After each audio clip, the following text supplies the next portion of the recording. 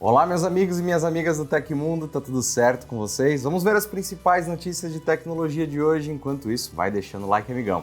Netflix perde usuários no Brasil. Tim Cook diz que Apple analisa ChatGPT. Comissão do Senado aprova marco legal dos games e muito mais. Eu te vejo depois da vinheta com todos os detalhes. Segura só um pouquinho.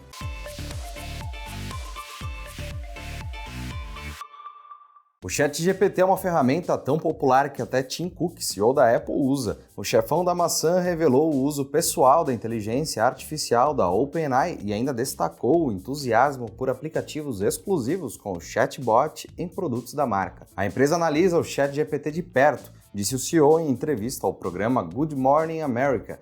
Além disso, Cook ainda comentou que a Apple usa claramente IA em seus produtos, mas o público não enxerga as ferramentas como inteligência artificial. A Siri, como exemplo mais óbvio, é uma delas. Durante a conversa, que aconteceu um dia depois do WWDC, quando a Apple apresentou novos aplicativos com inteligência artificial para iPhone, iPad e Mac, Cook avaliou a necessidade de regulação da tecnologia.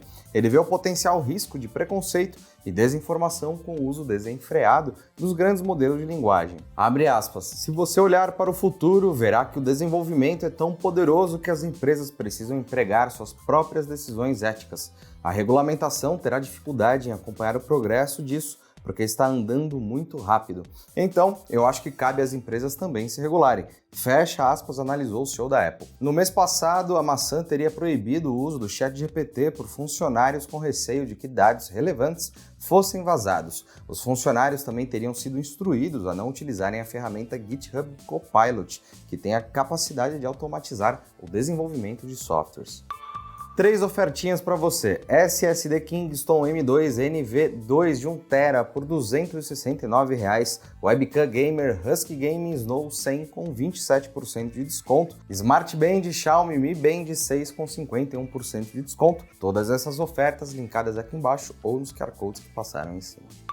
O projeto de lei 2796 de 2021, que cria o marco legal da indústria de games, foi aprovado na manhã de ontem na Comissão de Assuntos Econômicos, o CAE, do Senado. A partir de agora, a pauta irá para a votação no plenário e, se for aprovada sem emendas, segue para a sanção do presidente Lula. O PL que regulamenta a fabricação, importação, comercialização e desenvolvimento de jogos eletrônicos no país é de autoria do deputado Kim Kataguiri, do União de São Paulo, e foi aprovado na Câmara em outubro de 2022. Na comissão de hoje, o relator da pauta, o senador Irajá, fez uma adição ao texto para formalizar que os games não são apenas serviços de entretenimento, mas que podem ter uso comercial. Além de games para PC, console, navegador e mobile, a nova regra também legisla sobre os fantasy games, que são definidos como disputas em ambiente virtual a partir do desempenho de atletas reais. Dentre os fantasy games pode ser destacado o Cartola FC, além de determinar que desenvolvimento de jogos eletrônicos serão considerados investimentos em pesquisa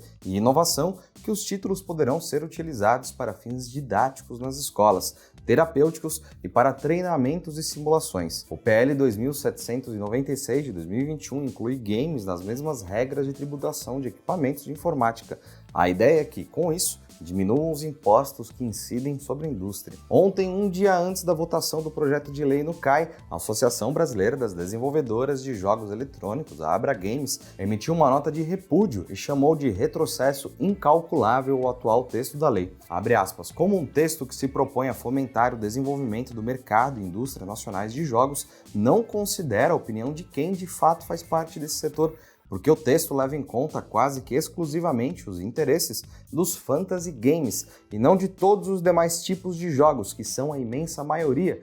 Fecha aspas, questiona um dos trechos do comunicado. A entidade disse defender melhorias no texto do PL para que ele represente de fato o que é essencial à indústria, como a diminuição das burocracias para a importação de materiais, maior assistência regional e federal aos estúdios e ações concretas que ajudem no desenvolvimento da indústria brasileira de jogos eletrônicos sem distinção de gêneros. O WhatsApp, o Telegram e o TikTok estão entre as plataformas sob investigação da Autoridade Nacional de Proteção de Dados, a ANPD, que verifica a adequação à Lei Geral de Proteção de Dados, a LGPD. A lista atualizada, contendo 27 instituições e 16 processos, foi divulgada na última quarta-feira. Segundo o órgão, o aplicativo de mensagens da Meta passa por verificação de conformidade do tratamento de dados pessoais. A autoridade detalha ainda que o principal fator motivador para a investigação é o compartilhamento de dados com outras empresas da corporação liderada por Mark Zuckerberg, como o Facebook e o Instagram. No caso do mensageiro criado pelos irmãos Nikolai e Pavel Durov, o processo cita apenas a verificação de conformidade do tratamento de dados pessoais. Vale lembrar que a plataforma tem enfrentado vários problemas no Brasil, chegando a ser suspensa por não entregar dados sobre grupos neonazistas à Polícia Federal. Já a investigação sobre o TikTok tem relação com o tratamento de dados pessoais de crianças e adolescentes. A divulgação da lista, na qual também estão a Claro e órgãos como INSS, SERPRO, Dataprev e Ministério da Justiça, objetiva dar transparência às atividades da ANPD, conforme compromisso assumido recentemente. Durante o processo de fiscalização pelo qual estão passando o WhatsApp, o Telegram e o TikTok, há ainda a possibilidade de que o órgão proponha medidas preventivas e realize auditorias nas empresas investigadas.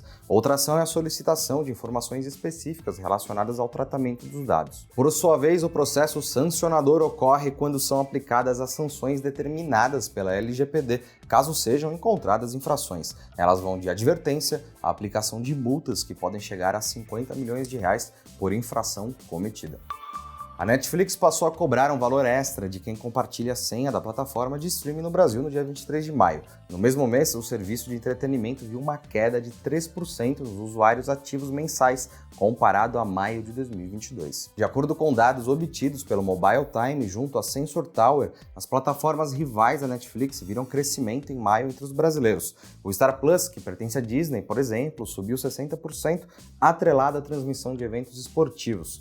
O maior serviço de streaming global também viu os usuários do país correrem para o HBO Max e Globoplay. Em comparação com maio do ano passado, esses serviços cresceram 33% e 15%, respectivamente. O único concorrente que também sofreu com a queda foi o Prime Video da Amazon na questão de downloads no final de 2022. Enquanto a Netflix teve uma redução de 4%, a Amazon caiu 9%. A Netflix oficializou a taxa extra por conta adicional para aumentar a receita da empresa. O valor de R$ 12,50 leva em consideração o endereço principal do titular da assinatura, que precisa avisar ao assistir produções fora de casa. O serviço decidiu pela cobrança após a queda no número de novos assinantes em fevereiro de 2021.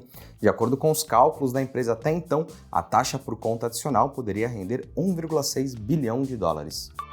E parece que essa história não vai ficar tão barata aqui no Brasil. O Procon de Santa Catarina abriu um processo cautelar contra a Netflix na última segunda, devido à nova taxa para quem divide a senha com terceiros. Segundo o órgão, a decisão foi tomada após a empresa não ter respondido às questões solicitadas pela Diretoria de Relações e Defesa do Consumidor. Abre aspas, assim que a empresa informou os clientes das mudanças bruscas nos termos do compartilhamento de telas, nós adotamos no último dia 29 o procedimento para emitir notificação à empresa solicitando diversas informações para que fossem analisadas por esta diretoria e não tivemos resposta da empresa. Fecha aspas, explica Alisson Mikoski, diretor de Relações e Defesa do Consumidor do Procon de Santa Catarina, que ele continua. Diante disso, determinei a abertura do processo administrativo que já tem sua decisão cautelar. O processo cautelar foi enviado para a sede da companhia em São Paulo na terça-feira. Com a notificação do Procon, a Netflix deverá pagar uma multa de R$ 500 por cada reclamação aberta no órgão.